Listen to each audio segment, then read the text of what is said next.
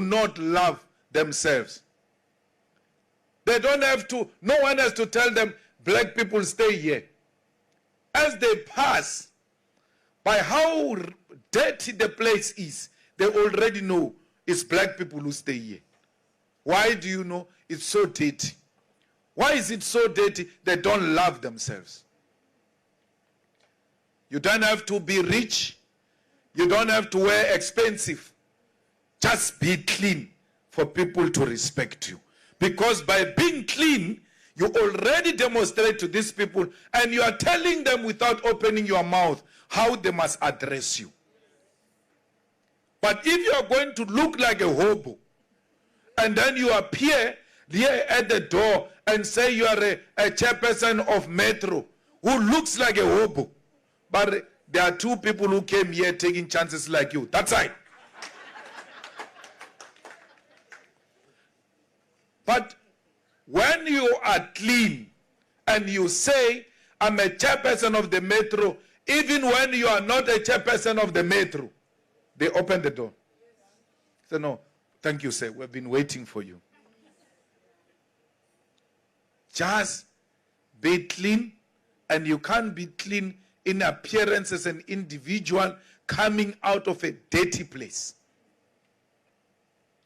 We don't have money. We can't build houses for ourselves, fine. But our shacks can exist in a clean environment where it becomes a community, a collective community responsibility that we may be poor, but we love ourselves. That should be a mentality of a black man, because they have made you to think that you are less of a human being. And once you liberate your mind, the white man will never love that about you. You are actually going to appear cheeky. You know, one thing I like about Nigerians is not about these things that you accuse them about. A Nigerian man, if he comes in here and speak, you won't doubt that this man has got confidence. So white people refer to them as being rude. That's why in Nigeria you don't find a lot of white people. Because when you speak to them and they don't hear properly, yes, what do you mean by that? What do you mean? And then you think he's fighting. Like, no, he wants to understand what he's not fighting. But you, they taught you that if you don't hear, sorry, sir, can you repeat that? So they enjoy that. They enjoy this submissive attitude of a black man, because to them you are boys and girls. They don't enjoy a person who speaks standing firm, looking right into their eyes and unshaken. That's what we should be. That's what we should be. We must be, and that thing comes out of liberating the mind. But if the mind becomes permanent weapon at the disposal of the oppressor, you will never do anything. You will continue to think less of yourself. You ought to liberate yourself. You cannot be EFF and still be sheepish. Once you join the EFF, it's a first step of mental liberation, that I am not my ancestor. I am a generation now which will never take what my ancestors took from you. I will never tolerate that.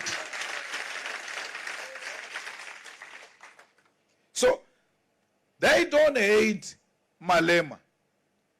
They are all shocked by this black man who can speak to them like that, who can speak like that, who can confront them like that, because all blacks must be submissive.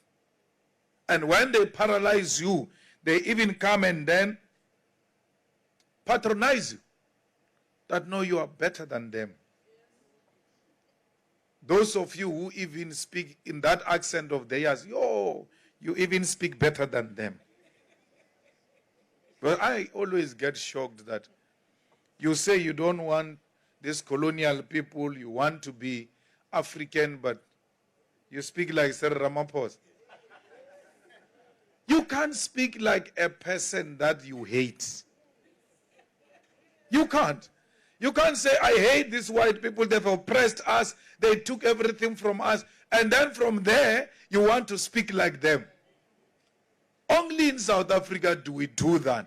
You can go anywhere in the continent, including Zimbabwe, where they are educated better than us. They've got no accent. They've got Zimbabwean accent.